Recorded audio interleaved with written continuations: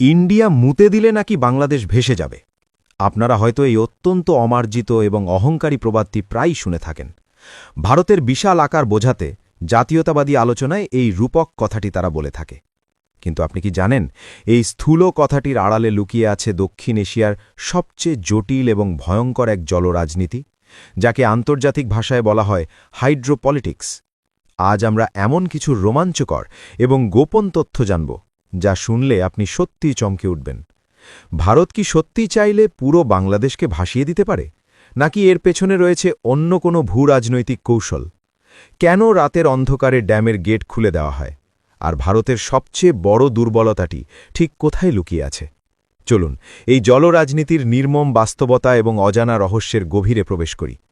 ভিডিওটি শেষ পর্যন্ত দেখুন, কারণ আজকের তথ্যগুলো আপনার চিন্তাধারা বদলে দেবে। শুরুতেই আমাদের ভৌগোলিক অবস্থানটা বুঝতে হবে।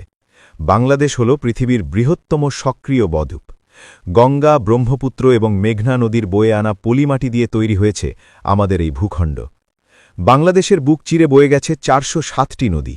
এর মধ্যে ৫৭টি হল আন্তঃসীমান্ত নদী, অর্থাৎ এগুলো অন্য দেশ থেকে আমাদের দেশে প্রবেশ করেছে।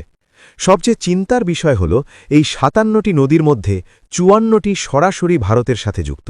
সবচেয়ে বিস্ময়কর এবং ভীতিকর পরিসংখ্যানটি শুনুন। বাংলাদেশের ভূপৃষ্ঠের মোট পানির প্রায় ৯১% আসে দেশের ভৌগোলিক সীমানার বাইরে থেকে। আন্তর্জাতিক জল আইনে ভারতকে বলা হয় আপার রিপ্যারিয়ান বা উজানের দেশ, আর বাংলাদেশকে বলা হয় লোয়ার রিপ্যারিয়ান বা ভাটির দেশ। উজানে থাকার কারণে ভারত প্রাকৃতিকভাবেই এই ৫৪টি নদীর পানির নিয়ন্ত্রক হয়ে দাঁড়িয়েছে। চাবিকাঠি এখন তাদের হাতে। ভারতের এই জল নিয়ন্ত্রণের সবচেয়ে বড় এবং বিতর্কিত হাতিয়ার হল ফারাক্কা ব্যারাজ। কলকাতা বন্দরের নাব্যতা রক্ষার অজুহাত দেখিয়ে হুগলি নদীতে পানি সরিয়ে নেওয়ার পরিকল্পনা করে ভারত। এই লক্ষ্যে ১৯৭৫ সালে বাংলাদেশ সীমান্ত থেকে মাত্র ১৫ কিলোমিটার দূরে গঙ্গা নদীর ওপর নির্মাণ করা হয় ফারাক্কা ব্যারাজ। এই ব্যারাজ বাংলাদেশের জন্য একটি বিশাল অভিশাপ হয়ে দাঁড়ায়। এর ফলে শুষ্ক মৌসুমে বাংলাদেশের উত্তর পশ্চিমাঞ্চলে পানির প্রবাহ মারাত্মকভাবে কমে যায়। শুরু হয় ধীরে ধীরে মরুকরণ প্রক্রিয়া। রাজশাহীর বরেন্দ্র অঞ্চলে পানির স্তর নিচে নেমে যায়। শুধু তাই নয়, মিঠা পানির অভাবে সুন্দরবন অঞ্চলে সমুদ্রের নোনা জল ঢুকে যাওয়ার পথ প্রশস্ত হয়। এই বিপর্যয় সামাল দেওয়ার জন্য ১৯৯৬ সালের ১২ই ডিসেম্বর বাংলাদেশ ও ভারতের মধ্যে একটি ঐতিহাসিক ৩০ বছর মেয়াদী গঙ্গা পানি বণ্টন চুক্তি স্বাক্ষরিত হয়। এই চুক্তির একটি গুরুত্বপূর্ণ নিয়ম ছিল, ফারাক্কা পয়েন্টে পানির প্রবাহ যদি ৭০,০০০ কিউসেকের নিচে নেমে যায়, তবে উভয় দেশ সমানভাবে অর্থাৎ ৫০-৫০ অনুপাতে পানি ভাগ করে নেবে। কিন্তু এখানে একটি বড় অজানা রহস্য লুকিয়ে আছে। পানি বণ্টনের যে তথ্য ব্যবহার করা হয় তা ফারাক্কা পয়েন্টে শুধুমাত্র ভারতীয় কর্তৃপক্ষই পরিমাপ করে। সেখানে উজানে বসে পানির আসল পরিমাণ যাচাই করার জন্য বাংলাদেশের কোনো যৌথ মেকানিজম নেই। সবচেয়ে গুরুত্বপূর্ণ এবং আতঙ্কের বিষয় হল, এই ঐতিহাসিক চুক্তির মেয়াদ ২০২৬ সালের ডিসেম্বরেই শেষ হতে চলেছে। এরপর কি হবে তা নিয়ে রয়েছে চরম অনিশ্চয়তা। গঙ্গার পর আমাদের আরেক বড় সংকট হল তিস্তা নদী। তিস্তাকে বলা হয় উত্তরবঙ্গের কৃষির প্রাণভোমরা।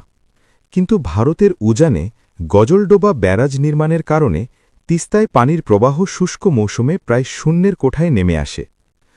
১৯৮৩ সালে তিস্তার পানির ৩৬% বাংলাদেশের জন্য বরাদ্দ করে একটি অস্থায়ী চুক্তি হয়েছিল। কিন্তু ভারতের অভ্যন্তরীণ রাজনীতি, বিশেষ করে পশ্চিমবঙ্গ সরকারের বিরোধিতার কারণে আজও কোনো স্থায়ী চুক্তি আলোর মুখ দেখেনি। ভারত তাদের ভৌগোলিক সুবিধাকে কাজে লাগিয়ে এক ধরনের জল আধিপত্য তৈরি করেছে। একে বলা হয় হাইড্রো হেজিমনি। এর সবচেয়ে নিষ্ঠুর রূপ দেখা যায় বর্ষাকালে। শুষ্ক মৌসুমে যখন বাংলাদেশের পানির সবচেয়ে বেশি প্রয়োজন, তখন ভারত বাঁধের গেট বন্ধ করে পানি আটকে রাখে।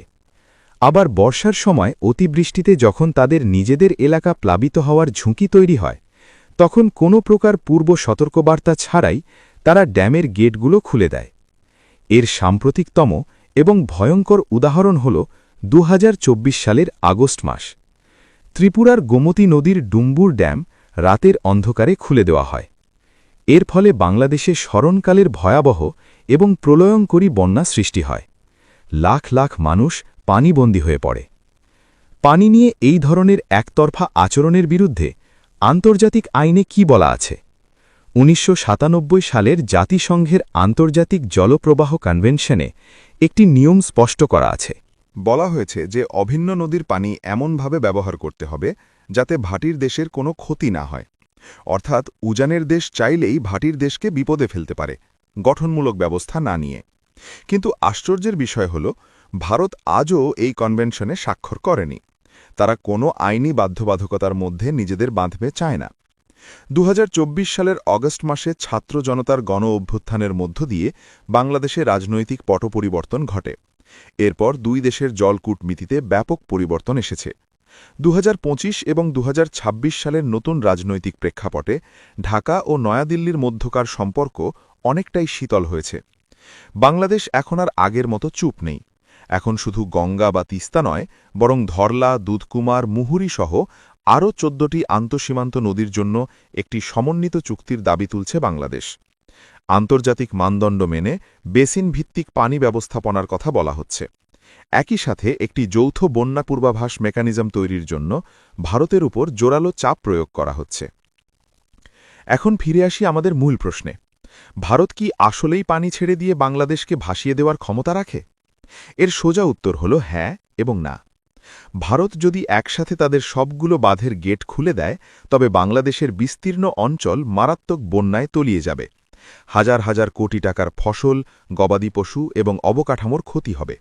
জনজীবন বিপর্যস্ত হবে। এটি হল হ্যাঁ।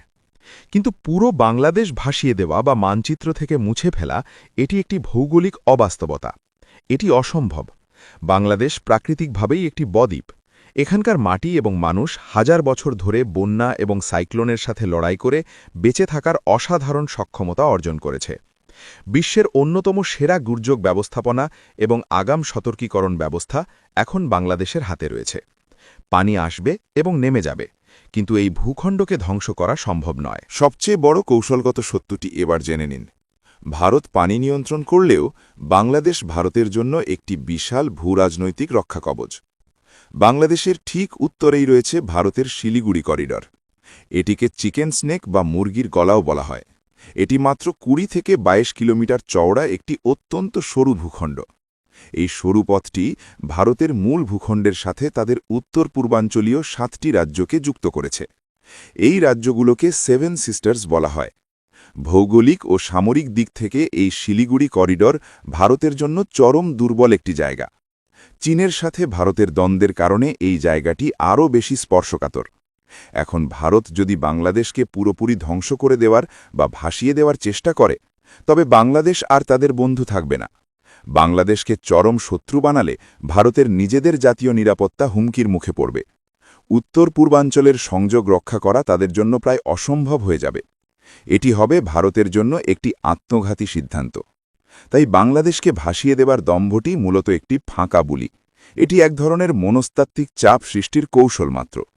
২০২৬ সালে গঙ্গা চুক্তির মেয়াদ শেষ হওয়া এবং নতুন চুক্তির দর কষাকষি শুধু পানির অধিকারের লড়াই নয়, বরং এটি দক্ষিণ এশিয়ার ভূরাজনীতি, জলবায়ু পরিবর্তন এবং দুই দেশের টিকে থাকার এক চূড়ান্ত স্নায়ুযুদ্ধ। এই যুদ্ধে বাংলাদেশকে অত্যন্ত বুদ্ধিমত্তা এবং সাহসিকতার সাথে নিজেদের অধিকার আদায় করে নিতে হবে। এই ছিল আজকের ভিডিও ভালো লাগলে একটা সাবস্ক্রাইব করে রাখতে পারেন। এই চ্যানেলে নিয়মিত এই ধরনের ভিডিও আপলোড করা হয়। কারো কোনো বিষয় জানার থাকলে কমেন্ট করতে পারেন। আল্লাহ হাফেজ।